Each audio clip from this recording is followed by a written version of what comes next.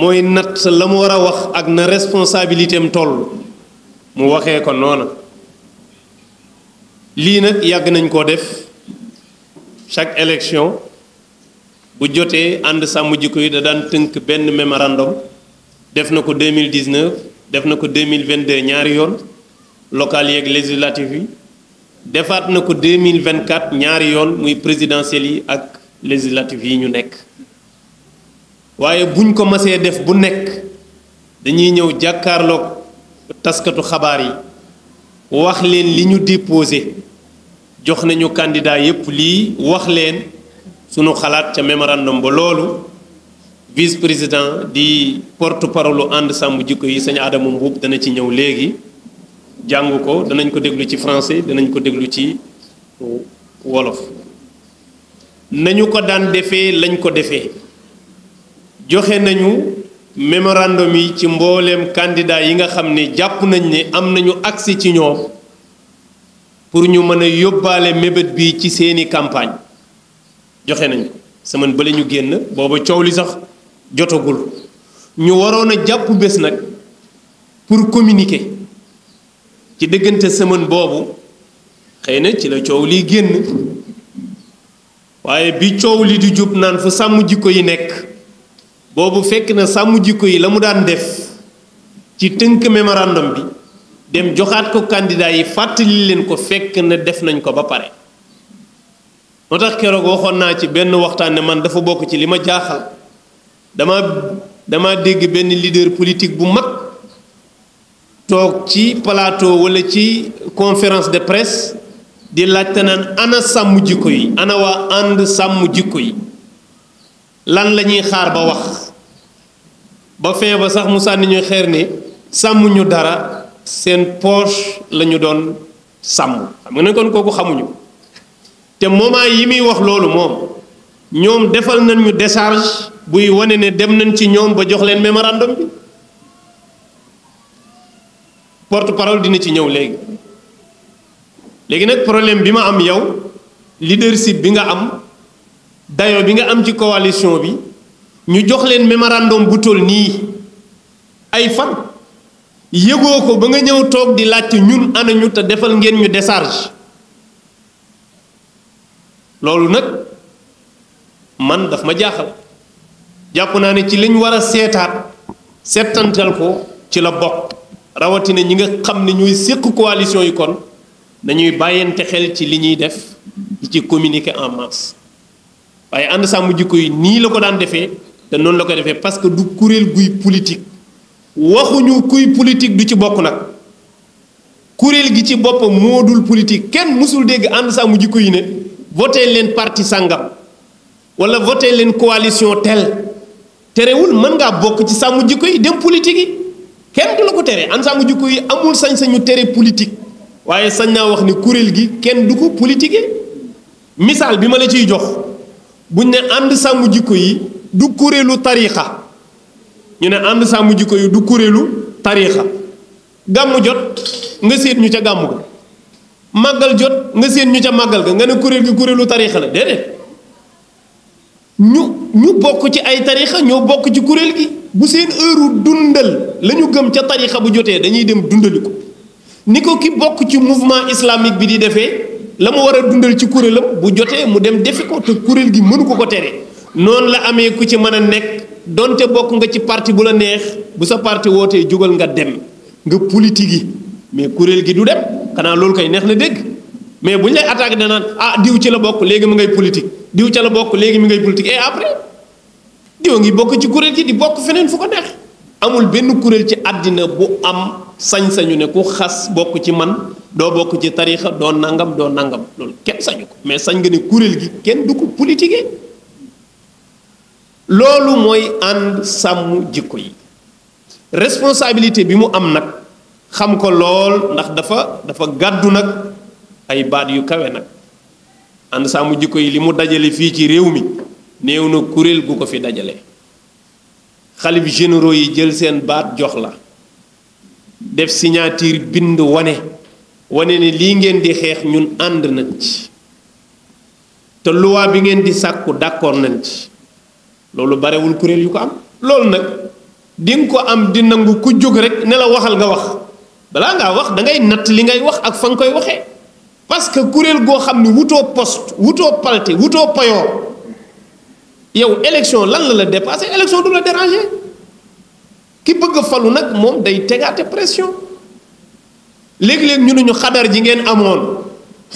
moom dañu gisatul ci yéen moo tax da ngeen daan ami xadar conférence de presse marche fii rassemblement sax laay wax waaw mais xadar yi ñëpp xam nañ ko li ñu war a def yëpp def nañ ko ba mu yegg assemblée gis nañu menace su góor jigéen ci àdduna bi yëpp di law ba yegg si fii ñëpp gisandoo ko ñu gis ne menace la ñu def ay proposition de loi parlement bi fi nekkoon ne lii du fi jàll loolu jarul tiit télé buñ toog ne lii du fi jàll seen loi bi topp leen fële du jàll ñu defe ne ay wax la rek ñu yóbbu ko assemblée ñu rejeté ko looloo jur ñun ñu wàcc ci mbedd mi Oustaz Makhtar wax na ko léegi bi ñuy njëkk bind président ak ministre de l'intérieur ay vers 2016 di dénoncer li ñuy dénoncer woowuñu presse bi parce que boobu foofu la yemoon waaye bi ñu demee ba xam ne mbiru góor jigéen dañuy toog ci télé bi ne kenn du ko fi defee maanaam loi bi kenn du ko fi jàllale ci assemblée bi te loi bi day tere góor jigéen ñu ne ñu jaru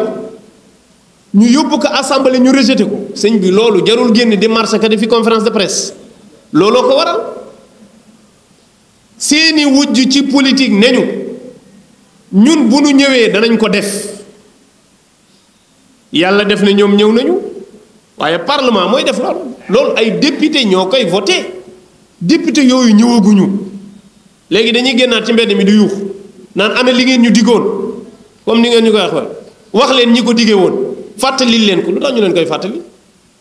xam nañ seen responsabilité biñ koy wax kenn santu leen kenn digalu leen ko ñoom ñoo natt ba gis ne lii réew mi ñoo ko soxla ñu jël engagement ne danañ ko def te heure bi ñu ko war a def jotugul du ñu toog diglu leen ba heure ba jot la ñu génne woon ci mbedd mi mooy dañoo tas sunu yaakaar parce que dañ nañu lii ngeen di xeex kenn du ko fi defee di ñu saaga di ñu xas ci plateau yi loi boo dugal ñu sànni ko ñii deful ñu loolu ñii dañ nañu bu ñëwee dañ koy def léegi duñu leen déglu ba xam joxe naa ci benn misaal démb yaa ngi tukki yaa ngi ca garage ba yor sa yóbbante bopp yaa ngi am sa yóbbante bu jëm dëkk sàngam nga dem garage ba di ko joxe chauffeur boo ko jox mu bañ am ci ku ne la man de maa ngi yeb feesaluguma mais bu ma feesalee naa la ko yóbbul nga toog di ko xaar muy yeb waaye 5 minutes yoo toog ne ko yow yaa ne woon da nga may yóbbul yóbbante bi de foo ci toll gis nga bu yàggee mënal saa demal seeti koo jox sa yóbbante bi du maa la ko dig déglu ma léegi ñu déglu ñu ne lu tax ngeen di déglu ànd ak ñun déglu gi déglu wuñ na tekk liñ war a def ñu ngi koy def te bu porte parole bi di lire mémorandum bi da ngeen yëg jéego yi nu def ci diggante bi yépp bi président faloo fàttali nañ ko parce que foofu la dayo xeex bi toll fàttalil ko mooy lan kilifa la am na lu ñu digee ñu bind ci lettre tënk delloo leen ko ne leen lii mi ngi fi ba léegi noonu lañ ko joxee premier ministre Ousmane Sonko jox nañ ko 2 fois dinañ ci ñëw léegi jox nañ ko président 2 fois dinañ fi ñëw léegi jox nañ ko candidat yiy dem dinañ ci ñëw léegi lan lañ war a tërëfi waat ci mbedd mi lan la nit ñi bëgg du nit ñi sax ay yenn politiciens ak yenn ñoo xam ne jàpp nañ ne mën nañoo wax ba yàq crédibilité sàmm jikko yi mënut a nekk benn xakim dafa ne boo yoree message buy defar mu ne ki mu arrangé wul day fexe message bi du jàll da lay tëj ci foo ko bëgg a waxee te loolu xam nañ ci dara am nay jamono am na ñu ma dégg ñuy wax léegi fu ñu masaan ubbi conférence de presse ba nu yor du ñëw dañuy lànk ne duñ ñëw bu ñu leen woowee duñ ñëw du ñu jàllale sunu élément lenn lu bokk ci sàmm jikko yi duñ ci wax parce que bëgguñu woon message bi dem musu leen a intéressé léegi tey message bi jàll na ñu jàpp ne nit ñi jàllale nañ loolu mu ne nañ yàq nit ki ci boppam léegi day bàyyi message bi yow lay viser yow ndax boo amatul crédit rek message bi dootu am benn crédibilité mu wan leen ne ñi koy xeex ay naafeq lañ gëmuñu dara seen poosa leen tax a jóg pour que bu message bi jógatee nga bàyyi message bi mu daanu parce que ñi koy xeex amuñu crédibilité ñun ëpp nañu loolu bokk ñoo ñoom ci loolu lii ñuy def ñun utuñ ci palte utuñ ci place utuñ ci payoor utuñ ci dara yàllaa tax ñu di ko def ngir yëg ne menace bu rëy a ngi nii di ñëw ci àddina bi fépp ba pare ñu gàll ci ay milliards ak i doole di ko pousser askan wi pour ñu def ko mais ñu taxaw ne duñ ko def yaakaar ji nu am nag kenn mënuñu koo xañ yaakaar ji mooy am nañu yaakaar bu wér ne parlement bii di ñëw moom kenn mënul werante ne loi bi daa war a jàll ah parce que léegi même ñi bañoon sax nee nañ daa war a jàll kon kay léegi c'est fini jeex na jeex su ko defee yooyu yëpp nag bokkoon na ci yi nga xam ne jàppoon nañ ne ñun duñu nangu ku ñu yóbbaale ci affaire politique duñu ay opposant parce que am na ñoo xam ne liñ naan la waxal dañu naan dañuy xaar ngeen dal ci kaw état bi dugg ci kawam ñun loolu mosuñ ko nangu ensemble ji koy rassemblement yu mag yi mu daan def fii chef de l'opposition da daan ñëw Ousmane Sonko da daan ñëw mais bu ñëwee duñ ko jox kàddu da daan ñëw toog ci kaw parce que moo ñëwal boppam gis na ko waaw ñun buñ bëggoon a xeex dong ak gain politique mais bu ñëwee da naan kaay leen ñu profité ci kàddoom mu jàllaleel ñu message segam loolu la ñu bañoon démb lu tax tey ñu bugg ko nangu ñu jàpp ne dañu war féeteeg ñenn ci opposition bi pour wane ne li ngeen waxoon defagu leen ko ñi ngi leen di xaar pour ñu def ko du ma wax ñun ñoo leen di xaar de askan wi yépp ay xaar ñii di ñëw insha allahu taala que loi bi daa war a jàll su ko defee leneen li ci des nag damay bàyyi vice coordinateur di porte parole kuréel gi Sëñ Adama Mboup mu leeral li ci des nag xëy na bu dee am na ay question réponse bu ñu paree ñu door koo jàllale Sëñ Adama bismillah ñu wecc ko bismillah kon ñu ñëw lire communiqué bi en français. Nous venons lire le communiqué de And Samm Jikko Yi en français d'abord. Bismillahirrahmanirrahim. Chers concitoyens, And Samm Jikko Yi vous salue. Aux Sénégalais d'ici et de la diaspora, nous disons Assalamu alaikum wa rahmatullah. Nous sommes aujourd'hui devant la presse nationale et internationale pour rendre compte devant le seul mandant légitime et naturel de notre combat et l'idéal pour lequel nous combattons, nous battons. Allah, pour le peuple sénégalais. Ce sera pour faire un peu avec vous un bref état des lieux des activités du collectif pour que chaque Sénégalais puisse attester de lui-même sans manipulation ni pression de la sincérité de notre pacte de fidélité et de notre constance à servir les valeurs sans autre motif que de préserver l'héritage culturel qui fonde le ciment de notre unité nationale. Beaucoup d'entre vous ont pu suivre entre 2021 et 2022 le bras de fer épique entre And Samm Jikko Yi et la 14e législature avec le régime sortant et tout ce qui s'en est suivi sur la question de la proposition de loi portant criminalisation de l'homosexualité. Nous n'allons pas nous attarder sur le sujet, Faté Khadjoufi, et ce n'est pas aujourd'hui l'objet du débat. Vous avez été témoins, vos organes l'ont relayé, les vidéos sont disponibles sur le net. De l'engagement du principal parti d'opposition d'alors, aujourd'hui au pouvoir, à travers son leader, M. Ousmane Sonko, aujourd'hui Premier ministre. Je le cite. La première chose que nous allons faire lorsque nous aurons la majorité à l'Assemblée nationale sera de voter la loi sur la criminalisation de l'homosexualité. Fin de citation. Nous sommes Sénégalais et d'égale dignité. Nous sommes entre responsables dignes de confiance jusqu'à la preuve du contraire. Chacun d'entre nous ne peut être mu, à notre sens, que par l'intérêt national. Samm Jikko Yi a pris acte. Le 24 mai 2024, le collectif a remis au Premier ministre Ousmane Sonko la lettre transmissive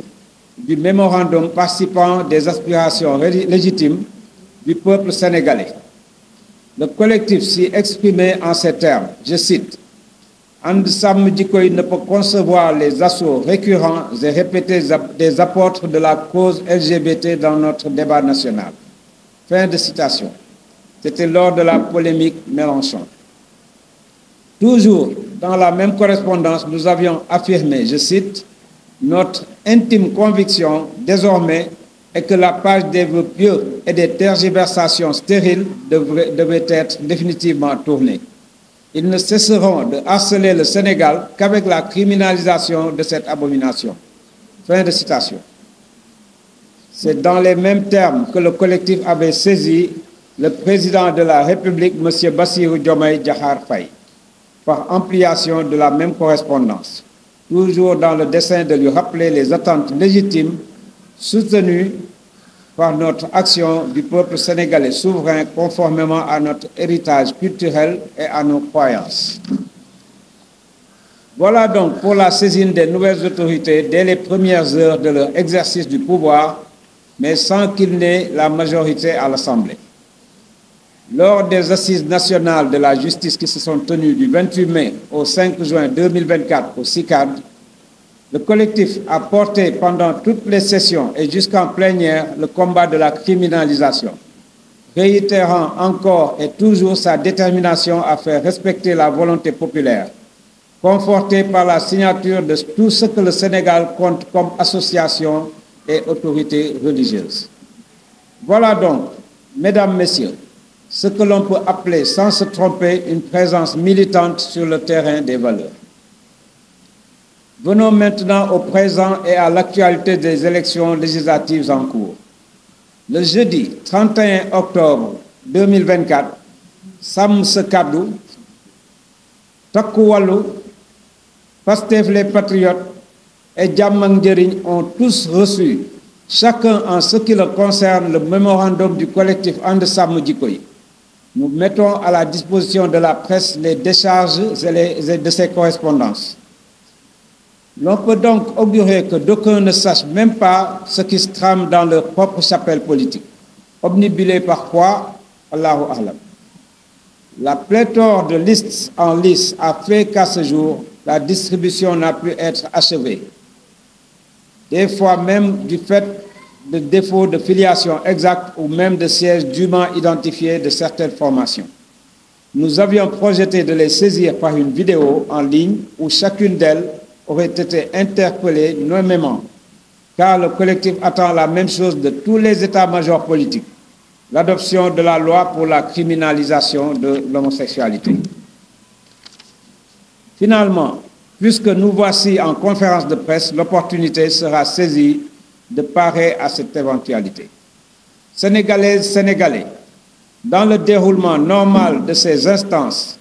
les réunions, la veille et l'alerte pour tous ceux qui participent de la préservation de l'intégrité morale et des bonnes mœurs, And Sàmm Jikko Yi s'active sans phare ni ostentation, conformément à son agenda et à sa dynamique. Sa mission est portée par une élite digne, responsable,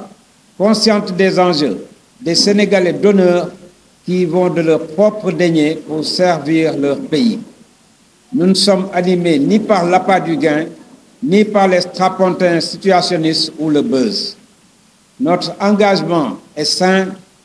son essence est hors d'atteinte des agressions verbales sous-tendues et des invectives agitatrices intéressées. Le collectif ne s'émeut pas de la clameur de l'instant. Aucune manœuvre, aucune manipulation ne peut le pousser à l'action ou à l'abstention. Personne ne lui dicte sa conduite. C'est aussi pour cela que nous ne servirons d'instrument à aucune sensibilité et ne porterons que le combat des valeurs, s'il plaît à Dieu, que chacun se le tienne pour dit. En conclusion, le 17 novembre prochain, quel que soit le bord de la coalition gagnante, pouvoir ou opposition, And Sàmm Jikko Yi sera au poste et au rendez-vous, mais au-dessus de la polémique devant la majorité parlementaire pour le combat de la criminalisation et le triomphe des valeurs. Merci de votre aimable attention. Assalamu alaikum. Signé le coordonnateur bi And Sàmm Jikko Yi jëmale ci askan wi ak ci média yi. Di tàmbale ci bismillahi rahmaani rahim. Mu ni yéen ñi nga xam ne ñoo bokk réew mi And Sàmm Jikko Yi mu ngi leen di nuyu sénégalais yi ne ci réew mi ak yi ne bitim réew di leen wax asalaamualeykum wa rahmatullah. tey ji ñu ngi teew ci kanamu média yi nga xam ne ñooy dox ñoo ne ci réew mi ak ci bitim réew ci di seedeel ki nga xam ni sunu kanamu borom mi nga xam ni moom dong moo tax ñuy yëkkati xeex bi ak ngir jëriñ sunu réew waaye nag dinañ leen tënkal li nga xam ni mooy tolluwaay yi ci activité ànd sàmm jikko yi bu ko defee sénégalais bu ne mën a xam ni ànd sàmm jikko yi du kenn koo xam ni dañ koy jógloo wala ñu koy toogloo wala ñu koy waxloo waaye tamit xam ni lépp li nga xam ni tënkoon nañ ko ci taxawaay ak fi ñu taxaw tamit teyit fa la ñuy continuer di taxaw te it lenn rek moo waral taxawaay woowu mooy sàmm li nga xam ni mooy ndono yi ak jikko yu baax yi pour li nga xam ni Sénégal yépp ñoo ko boole bokk ñu bari ci yéen fekkee nañu diggante 2021 ak 2022 ñetti at ci ginnaaw jàmmaarloo bi nga xam ni jotoon na am diggante ànd sàmm jikko yi ak assemblée nationale yi nga xam ni ñoom la fi nguur gi tegoon nguur gi nga xam ni moo fi jógee ak lépp loo xam ni bàyyeeku na ci jëm ci loi bi nga xam ni moo doon pour criminaliser homosexualité kon nag loolu jarul ñu ciy taxaw ak di ko fàttali ndax ni nañu fàtte xaju fi te loolu taxuñoo jóg taxuñoo ñëw tey waaye tamit yéen ak seeni presse ci net beeg ci télé yeeg ci rajo yi seede ngeen engagement bi nga xam ni parti opposition bi gën a mag ci jamono jooju jëloon na ko ci kanamu presse beeg ci kanamu ñëpp te tey jii ñoom ñoo ne ci nguur gi te jaarale woon ko ci ki nga xam ni moo doon seen njiit muy Ousmane Sonko tey mu doon premier ministre li mu waxoon mooy bis bu ñu faloo loi bi ñuy njëkk a voté bis bu ñu faloo ca assemblée nationale loi bañ fay njëkk a voté mooy loi bi criminaliser ngóor jigéen ñun nag ñun ñëpp ay sénégalais lañu te ñun ñëpp ay góor lañu te it ay kilifa dong ñoo fi nekk yoo xam ni ku ci nekk war nañ koo mën a wóolu ba keroog muy def jëf joo xam ni safaanun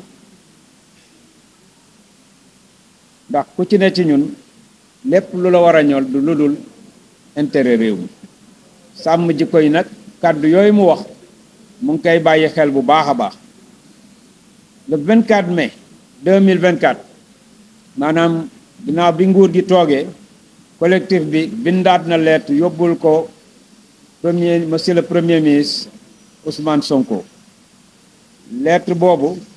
di ko fàttali mémorandum bi nga xam ni moom la ànd sàmm jikko yi mës a yëngal collectif bi mu ngi koy wax ci lettre bi ni que ànd sàmm jikko yi mënul seetaan singale gi nga xam ni lobby góor jigéen yi singale nañ ko Sénégal waaye loolu mooy ci ba Mélenchon ñëwee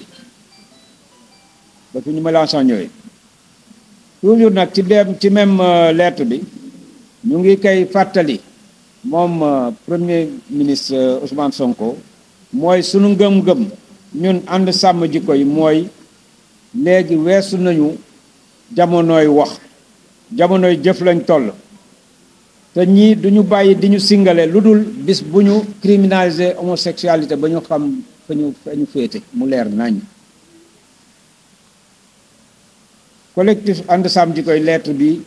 yónnee na ko it son excellence monsieur le président de la république Bassirou Diomaye Faye di ko fàttali li nga xam ni moom la askan wi di xaar ci ñoom mooy ku leen sàmmal ngëm-ngëm yi ak ndono yi loolu mooy li nga xam ni ba nguur gi toogee rek balaa ñuy xaar sax ñu am majorité assemblée nationale ànd sàmm jikko yi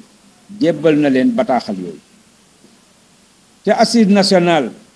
de la justice yi nga xam ni moo amoon diggante 28 mai ak 5 juin ca centre Abdou Diouf ba ci Diamniadio collectif bi yëngalaat na fa combat criminalisation ngóor jigéen homosexualité fii ci Sénégal nga xam ni bépp koo xam ni kilifa diine la ak kilifa aada kilifa tarixa ak kilifa association yi mag yépp ñoom signé nañ ko te sàkku nañ kon nag yéen ñii ñuy waxal tey ñu ngi leen di yéen mën ngeen a seede ni fa ñu taxawoon ak nañ daan liggéey ba léegi jóguñu ci benn yoon ñu ñëw nag léegi ci lu jëm ci législative alxames dëppoo ak 31 octobre coalition bi ñuy wax sàmm sa kàddu yi sàmm sa kàddu takku wàllu coalition Pastef les patriotes ak jàmm ak njëriñ ñoom ñëpp ku ci ne jébbalaat nañ la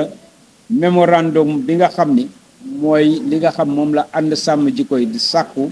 ci bépp koo xam yaa ngi tàllal loxo bëgg ñu tabb la te it copie yi ñu déchargé mu ngi nii presse bi mën na cee teg bët kon nag li ñu xalaat mooy dafa am xanaa kon ñoo xam ne ñu nga ca coalition yooyu te xamuñu li géej gi riir ak li xew wala dafa am leneen loo xam ni moom moo làqu ci ginnaaw seeni yéene ak seeni wax allahu ahlam waaye liste yi nga xam ne ñoo fas yéene jëm ca législative yi takku na macha allah takku boo xam ni daanaka mënuñu woon jotuñu jeexal li nga xam ni mooy joxe bi waaye yenn saay dañu amoon jafe-jafe ci am adresse exacte bi ci siège yi ak yu mel noonu waaye nag dañu ni woon kon dañuy def benn vidéo suñu coordonnateur def ko muy imam Babacar Sylla bu ko defee képp ci ñoom ku nekk ci ñoom dinañ jaar ci sa tur woo la wax la li ànd sàmm jikko yi di xaar ci yow ndax li nga xam ni moom lay xaar ci ñi nga xam ñoo ne ci nguur gi ànd sàmm jikko yi moom lay xaar ci képp koo xam yaa ngi tàllal sa loxo bëgg askan wi tabb la maanaam nga criminaliser leen homosexualité muy ngóor jigéen waaye nag faf yàlla indi na occasion bi nga xam ni may ngeen ñu ko yéen médias yi muy conférence de presse bi nga xam ni ñoom ñëpp daanaka mooy seen jébbal nañ leen li nga xam ni mooy sunu mébé ñoom coalition yi ci des yëpp mbokk Sénégal ci li nga xam ni mooy sunu liggéey ak réunion yi nga xam ni duñ ko dakkal toujours di am ak taxawaay yi nga xam ni toujours ànd sàmm jikko yi du ci mës a dellu ginnaaw ànd sàmm jikko yi du ci wane ngistal waaye du ci wane benn calcul wala sóoraale wu ci kenn lu dul li nga xam ni moom la tëral incha allah yàlla may ko ci ndam ñi nga xam ni nag ñoo jiite ànd sàmm jikko yi askan wi tabb leen ci jiital leen doyloo leen ñuy kilifa yoo xam ni ñu wóor lañu waaye ñu xam ni réew mi di doxe lañu waaye tamit lépp lu ñuy def ci ànd sàmm jikko yi ñu ngi koy jël ci seen poosu bopp di ko ci def di ci def seen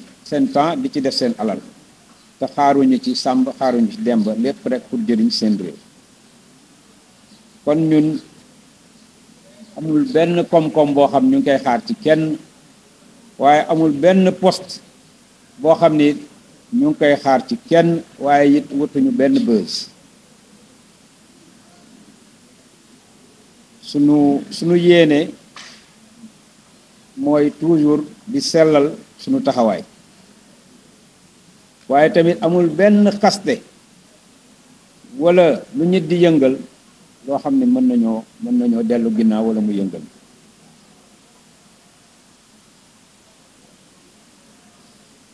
ni nañu it du manipulation du ay pexe amul dara lu nit mën a yëngal ba ni naa def lii bu ko defee waa ànd sàmm jikko yi dinañ jóg wala dinañ waxe ni ma bëgge wala dinañ defee ni ma bëgge loolu it nañ noppal seen bopp loolu tuuti nañ ci lool. kenn du ni it ànd sàmm jikko yi fii nga war a jëm ak lii nga war a wax ndax ba ñuy yëngu ñoom boobu yëngooguñu te it taxuñu woon ñun ñuy yëngu.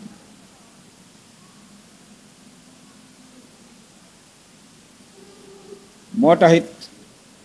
du ñu nangu kenn di ñu porteloo combat loolu ànd sàmm jikko yi du ko mës a nangu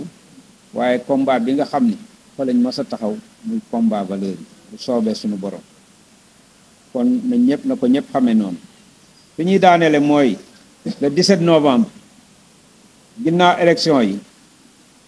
fu mu mënti doon koo xam ni yow la yàlla def nga gagné élection yi moo xam ci pouvoir bi nga ne wala ci opposition ànd sàmm jikko yi dina taxawaateem fàttali la li nga xam ni mooy li la askan wi yépp sas te li nga xam moom la ñuy gën a xaar ci yow muy criminalisation góor jigéen ak sàmmal ñu mbaax ak valeur yi nga xam ni moom la ñu doon. ñu ngi leen di gërëm bu baax yéen ñi fi teewoon ci def communiqué bi mooy imam Babacar Sylla coordonnateur ànd sàmm jikko yi. asalaamaaleykum wa rahmatullah. su ngeen faloo lii ñuy bëgg a lim nii muy juróom-ñett point muy mémorandum lii mooy sàkkuteefu ànd sàmm jikko yi loolu nag la cay topp mooy ñu xaar ba élection yi jeex ba xam kan mooy nekk majorité assemblée nationale su boobaa ànd sàmm jikko yi li mu jeexalee communication loolu mooy sàkkuteefu danañ dem ca kooka wax ak moom fàttali ko lii suñu bëgg-bëgg incha allahu taala kon ngeen baal ñu rek ñu liir laataa coordonnateur di ñëwaat ñu liir mémorandum bi li ci nekk ngeen xam ko su ko defee sénégalais yépp mën a xamandoo ne juróom-ñett point yii juróom-ñett tomb yii mooy càkkutéefu ànd sàmm jikko yi avant nguur gii di ñëw la nekkoon càkkutéefam coalition yi doon laaj réew mi yépp ànd sàmm jikko yi jébbal na leen ko nguur gi bi mu faloo ñaari yoon yóbbulaal nañ leen ko ba ci élection yu mujj yi mooy bi nga xam ne moo ci mujj jël nañ ko yóbbulaal leen ko coordinateur dana ñëw léegi waaye ñu bàyyi sëñ Adama mu wax nu juróom-ñett point yi lan la bismillah. nga xam ne moom lañ leen yàgg a jébbal ñi fi nekkoon jébbalaat nañ ko ñi nga xam ni ñoo fi toog ak opposition bi nga xam ni ñoo fi nekk. mémorandum bi nag dafa le collectif And Samm Jikko Yi regroupant en son sein des associations religieuses, des mouvements citoyens, des structures de jeunes ainsi que d'éminentes personnalités de la société civile dont le but est de défendre et de protéger les valeurs morales, culturelles et religieuses de notre pays, de combattre tout programme ou agenda susceptible de porter atteinte à nos valeurs, entre autres, interpelle par ce présent mémorandum les coalitions et partis candidats aux élections législatives du 17 novembre 2024 afin qu'ils nous donnent leur position écrite sur les 8 questions suivantes, dont certaines sont de vieilles revendications des notables et chefs religieux, membres du Conseil supérieur islamique du Sénégal depuis 1960. kon li nga xam ni mooy mémorandum bi day poñ yoo xam ni jébbal nañ ko képp koo xam ni yaa ngi jëm ci élection ñu ngi koy gaaral képp koo xam ni yaa ngi jëm ci élection yi ñu jëm 17 novembre 2024 bëgg nga wax ñu ci it nga génn wax ci sa position waaye point yi nga xam ni 8 poñ la juróom-ñetti poñ la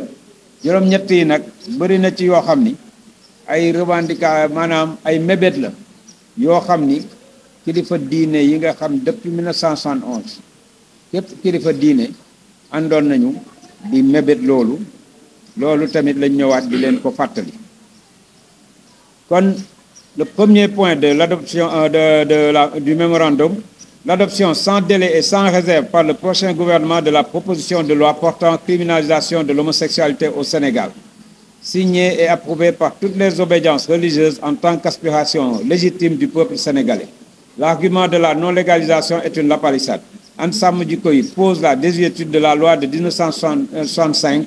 qui n'a pas vu venir le calendrier du genre et demande non pas la capitalisation de la peine mais la criminalisation des faits.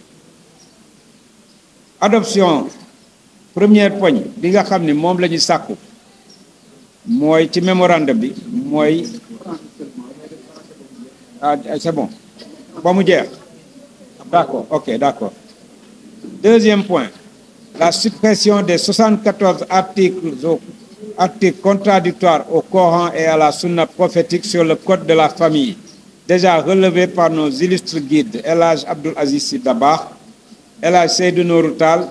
Serigne Cheikh Ahmadou Mbacké Gaïndé Fatma, Cheikh Al Islam Baye Niass, Cheikh Mamadou Seydi, Cheikh Alioune Seck de Ngourane, Seydina Mandione Laye, Serigne Sidi Lamine Kounta, Imam Amadou Lamine Diène et Kadi Chamsidine Diagne, et l'ouverture de pourparlers entre les différentes couches de la société sénégalaise pour un code de la famille sénégalaise prenant en compte nos réalités socio-culturelles. Troisième point du mémorandum, l'intégration et la priorisation dans notre programme éducatif de nos références historiques, religieuses et culturelles. Quatrième point,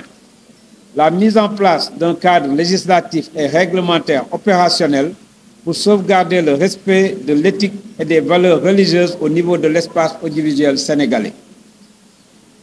Cinquième point, la mise en place d'un conseil de surveillance pour visionner les films, les spots publicitaires destinés aux différentes chaînes de télévision et aux salles de cinéma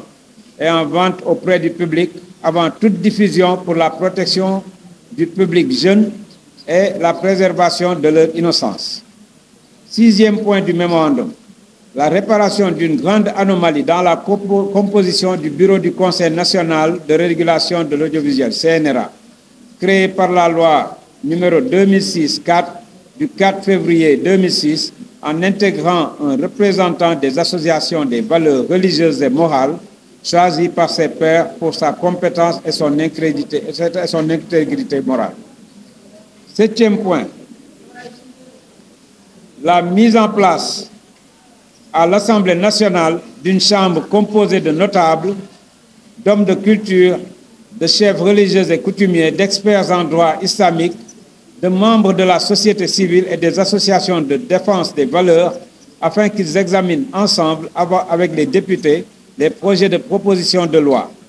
Pour que ces dernières soient inspirées de notre substrat socio-culturel, l'avis de tout ceci doit être pris en compte dans ce contexte de mondialisation qui prévaut de nos jours. La vigilance à tout point de vue reste de vigueur. Enfin, huitième point, And Samm Jikko plaide pour le retour de la peine de mort. La violence est entrée dans les mœurs, perdre et ôter la vie n'émeuvent plus personne. La sacralité de la vie humaine n'est devenue qu'un vœu pieux. Bu jéggale bare tooñ sax. Nous invitons tous les futurs dirigeants à poser la réflexion. Kooku mooy 8 points yi ñu gaaw gaaral ko ci wolof. Ni nañu 8 points yi daanaka lu bari lu mu ëmb day loo xam ni kilifa diine yi ak kilifa aada yi nekkoon Sénégal ñoom seen bopp nekkoon na seen mëbët. Taxaw nañ ci ba wuyu ji sunu borom te saafarawul. Premier point bi nga xam ne moo ne ci mémorandum bi mooy ñu criminaliser góor jigéen ci prochaine assemblée bi nga xam ni moom mooy ñëw, ndax doon na mébét boo xam ni bépp de diineeg yëpp waaye tamit association yëpp kilifa diine yëpp ak association yëpp taxaw nañu sàkku ko, taxaw naan loolu jaru ko ndax am na fi ba pare. Loolu du wax ju taxaw, ndax loi bi fi ne 1965 lañ ko voté te agenda góor jigéen ak genre bi ak takku góor jigéen yi phénomène bu bees tàq la boo xam ni loi boobu sóoraale wu ko woon. moo tax ñu bëgg ñu bi def loi yoo xam ni dafa dëppoo ak li jamono di doxe ak menaces yi. ñaareeli poñ bi mooy kilifa diine Sénégal yi gisoon nañu juróom-ñaar fukki poñ ak ñeent yoo xam ni ci code de la famille bi dafa safaanoo ak sunu diine ak sunu aada, safaanoo ak alxuraan, safaanoo ak sunna. loolu tamit ñi nga xamoon ni taxawoon nañu di dénoncer loolu bokk na ci Serigne El Hadj Abdoul Aziz Dabakh, El Hadj Seydou Nourou Tall, Cheikh Ahmadou Mbacké Gaïndé Fatma, Cheikh Al Islam Baye Niass, Cheikh Mamadou Seydi, Cheikh Alioune Seck bu Ngourane, Seydina Mbadione Laye,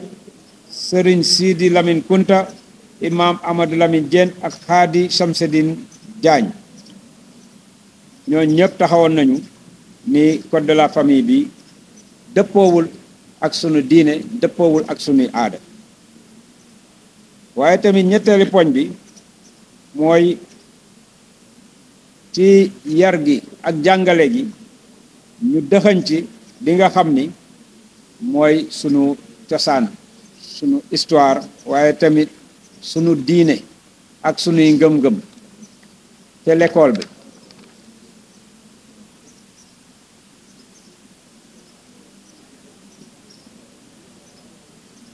ni nañu tamit lépp lu jëm ci moo xam internet bi la, moo xam télévision bi la, moo xam journaux yi la, moo xam rajo bi, ñu teg loi yu leer yoo xam ni da koy régler ba nga xam ni lépp lu ci génn dina respecter li nga xam ni mooy sunu ngëm-ngëm, waaye respecter sunuy mbaax ak sunuy aada. cinquième poñ, juróomeeli poñ bi mooy ñu teg benn conseil de surveillance boo xam ni bépp film balaa muy génn, bépp publicité, waaye lépp loo xam ni ñu ngi ko jëmale ci chaîne télévisée yi wala jëmale ko ci chaîne télévision yi wala ñu jëmale ko ci cinéma yi na doon loo xam ni dañu koy càmbar bu baax balaa ñu koy jox autorisation, ndax seet ndax dëppoo na ak loo xam ni ndaw li war nañ ko mën a seetaan, waaye ndax dëppoo na tamit ak mbaax ak yiw. waaye juróom-benneelu poñ bi mooy am na ci loo xam ni lu jaaduwul la ci ni ñu tëggee conseil national de régulation de l'audiovisuel, ndax ñu ngi nag mébét, mbokki Sénégal ñu ngi mébét nañ ci dugal koo xam ni moo fay représenter valeur baax, moo fay représenter diine yi, koo xam ni mbokk yi ñoo ko xool ba xam ni kii moom doy na leen te ràññee nañ ko bu baax te mate na ko. ndax bu ñuy seet tey am na fa kuy représenter sport, am na kuy représenter culture, am na kuy représenter façon yëpp daal am nañ ko leen fay représenter ba mu des diine. septième poñ bi mooy ñu teg assemblée nationale benn kuréel boo xam ni ay notable waaye ay kilifa diine, moo xam ci diine buñ mën a bokk, waaye kilifa aada, waaye expert yoo xam ni dañuy xam li nga xam ni mooy charia, waaye membre yoo xam ni ay membre société civile yoo xam bokkuñu ci langue politique bi, waaye tamit ñi nga xam ni ñooy xeexal mbaax. bu ko defee lépp loo xam ni député yi ñoo ngi ko indi, moo xam projet de loi la, moo xam proposition de loi la, ñoom ñu càmbar ko bu baax, seet ndax lii ñuy proposé bëgg mu jàll ñu voté ko ndax dëppoo na ak sunu diine, ndax dëppoo na ak sunu aada. ñooñu la ñu war a njëkk a laaj seen avis ba ñu joxe ko ba pare loi war a mën a dem ñu koy voté ci assemblée nationale, ndax ku ne xam na ni àddina bi tas na tas boo xam ne ku ne mu ngi yëkkati programme yu doy waar yu salfaane diine di salfaane aada, yëkkati ko bëgg ko forcer ci sunu réew mi. kon li nga xam ne nag foofu lañ jeexale mooy poñ bu mujj gi mooy ànd sàmm jikko yi, mu ngi sàkku ci ñi nga xam ni ñoo am majorité bi ñu voté loi boo xam ni day indiwaat peine de mort pour rey nañ la rey, ndax fi mu ne rey gaa ngi mel ni tulleeg màlle. fi mu ne rey moom ñoom dañ ko def comme naan ndox, te dundu doomi aadama amul lu ko gën a cher. donc lépp lu ñu war a def pour aar ko dañ ko war a aar, ndax nee nañu bu jéggalee bëree tooñ sax. kon loolu ñu ngi ciy woo ñi nga xam ne ñoo nar a jiite suñu assemblée bi ak suñuy njiit ngir ñu taxaw ci loolu, signé coordonnateur Babacar Sylla. mémorandum bi mooy bi nga xam ni ba nguur gu bees gi toogee jébbal nañ leen ko, waaye it jébbalaat nañ ko coalition yi pour ñu taxaw ci revendication yi nga xam ne revendication ànd sàmm jikko yi, waaye revendication Sénégal yëpp la. ndax Sénégal ku ne xam ne ànd sàmm jikko yi 117 association la yoo xam ne religieuse, société civile waaye kilifa diine yeeg kilifa aada yëpp dañ cee bokk donc lépp lu ñu yëkkati ñooñu ñoo leen ko sant ñoo leen yóbbanti salaamaaleykum. ñu jaajëfal sëñ Adama ci discours bi ni ñu leen ko waxee woon sànq mooy porte-parole kuréel gi en même temps mooy vice coordinateur bi kayit yi ñu leen di won nii balaa ñuy wax li ñuy tëjee jataay bi mooy firnde ci li ñu leen doon wax décharge yi bi présidence la jógee bi ñu demee yóbbu leen mémorandum bi primature la jógee ci PM Ousmane Sonko bi président de la République Bassirou Diomaye Faye mi ngi nekkoon le 24 5e mois 2024 maanaam mois de mai c'est-à-dire un mois rek après bi nu faloo ba installé wu yii ci des nag mooy décharge yeneen coalition yi nga xam ne ñoom ñoo doon dem ci législative yi ku ci nekk bi ñu la joxee décharge yi ñu defal moom la ñu leen tegal fii ñoom ñoom mënuñu ko lim parce que dañuy ragal problème mu temps te kii jëlaale na ko ci discours bi pour ñu xam ne rek jéego yi ñuy def ñi ngi koy def ba léegi maa ngi ragal ne sax xëy na patron de presse bi ñu doon attaqué peut-être presse am ñëw na tey xëy na mën naa am dina ko mën a jàllale pour wane ne ànd sàmm jikko yi nekkul ne dafay toog ci mbedd yi di marche rek ak di yuuxu rek déedéet dafa am liggéey bu rëy bu ñuy xaar boo xam ne ñu ngi koy def ci suuf maa ngi fàttali Serigne Hadj Malick Sy bu xalifa bi bi ñu ko seetee Tiwaawoon bokk na ci conseil yi mu joxe woon ne combat bi ñaar yi ci ëpp solo communication la ak juridique wàllu loi ak wàllu communication ñaar yooyu nag boo ko ratee rate nga lépp soo ko amee am nga lépp am nay jamono ci ginnaaw pour wane ne nekkul ne li ñuy def yëpp dañuy taxaw ci mbedd yi du yuuxu dafa am benn reportage bu jàll RTS ñoom sax ñi ngi fi tey reportage bi mu am benn école boo xam ne man fa ma dëkk la nekk Malika ñu tuddee ko Maison Jaune mën naa ko tudd fii parce que def nañ ci vidéo bi reportage bi jàllee ñu gis fa ay drapeau arc-en-ciel journal ba ci biir journalu 20h bu RTS am ku ko jël yónnee ko oustaz Makhtar ne ko dafa mel ni école bii dama gis foofu affaire góor jigéen wan ko image bi ñu gis journal bi muy daw reporter bi li mu teg drapeau yi ñu ngi fi arc-en-ciel boobu bi ñu ko wanee mu ngoog le 19 mai mu ngoog le 19 mai la woon 19 mai bi ñu ko gisee ñu ne lii nag nañu demal sunu bopp ba yegg foofu parce que mënoo yore kuréel gu toll nii sàmm jikko yi di doxee ci mbedd mi loo dégg rek wax ñu sol sunu dàll def benn délégation dem ba yegg foofu ne leen dañoo gis benn reportage bu jàll RTS ci journal bi ñu gis fa école bii ngeen nekk drapeau góor jigéen wala bu mel ni moom bokk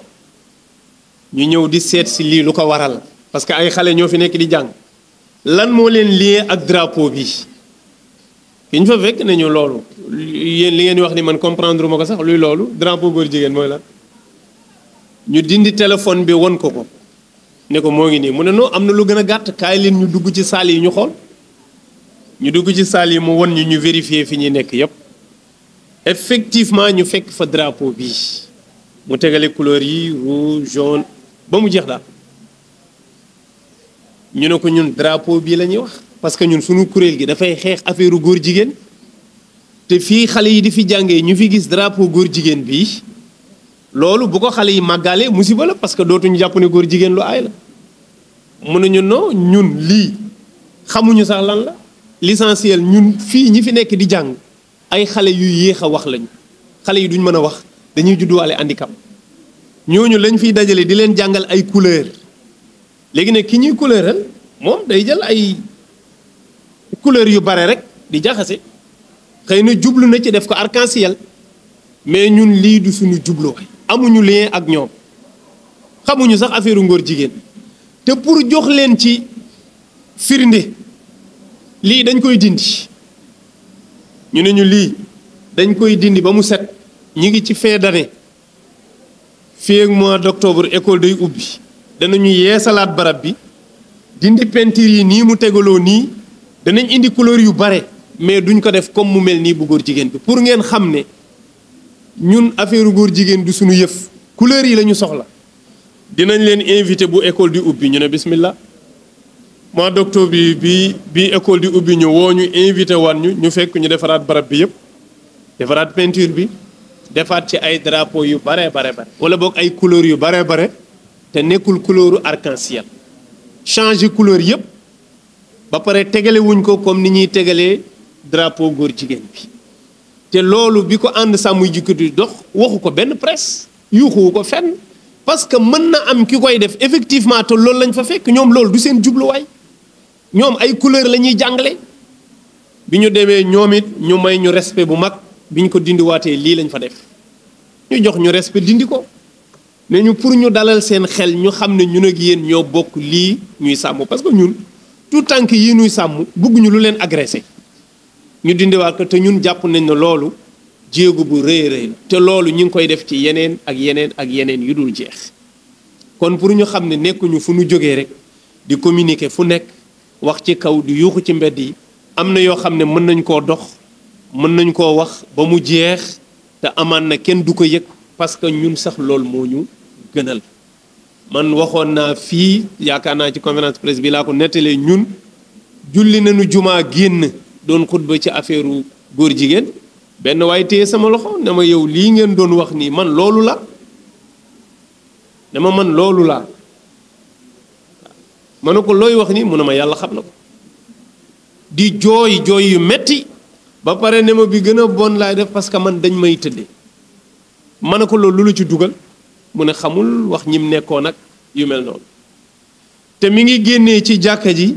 ne ma ci armeel ya la jëm day seeti ji yaayam pour ñaanal ko bi ñuy wax laata muy pare mi ngi jooy ba munta téye boppam xam nga ne kooku bugg la bon kooku victime la kooku ku ko dimbali lay xaar kooku la ñuy dox ak moom ak la ñuy wax ak moom du mooy ñu woo leen ne leen kaay leen jël ko waajaa ngi nii déedéet kooku fan la ñuy jaar ak moom ba génn ko ca la mu nekk ca loolu lañ nekk te alhamdulilah rabbil alamin yàlla def na ci sutura kon yaakaar naa ne ànd sàmm jikko yi mission am nekkul toujours ñu koy séen ci terrain bi waaye bu ñu ko gisee bu ñu ko gisul yépp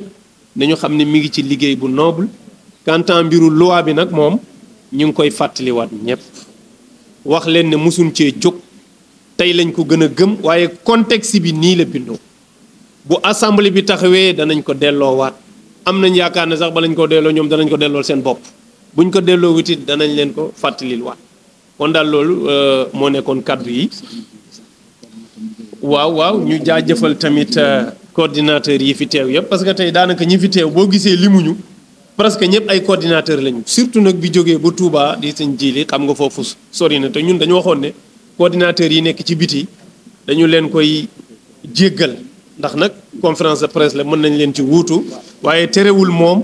dafa déplacé wu ñëw mais coordinateur yi nekk Dakar Tëngéej Géejawaay Kër Massar ñoom ñëpp ñu ngi nii toog ñëw nañu ak soxna yi nga xam ne Adja Ndey Diop moo leen di jiite ñoom Adja Mam Fatou Mbeng ngi noonu ci ginnaaw su ko defee yooyu yëpp nekk ay jéego yoo xam ne mënuñ ko woon a ñàkk def si tey jaajëfal leen nag jaajëfal presse bu baax ci teewaay bi ngeen teew si nii pour jàllale message bi ñaanal leen yàlla fay leen yiw waaye daal da ngeen xam ne fa ñu nekkoon mësuñu faa jóge tey lañ fa gën a nekk waaye mbir mu nekk ak la mu laaj fii ñu toll tey lii la laaj nii lañ koy defee ñu ngi jéggalu ñëpp di leen baal wax di leen baal salaamaaleykum wa rahmatullahi wa barakaatu bu dee amul question mën nañu yëkkati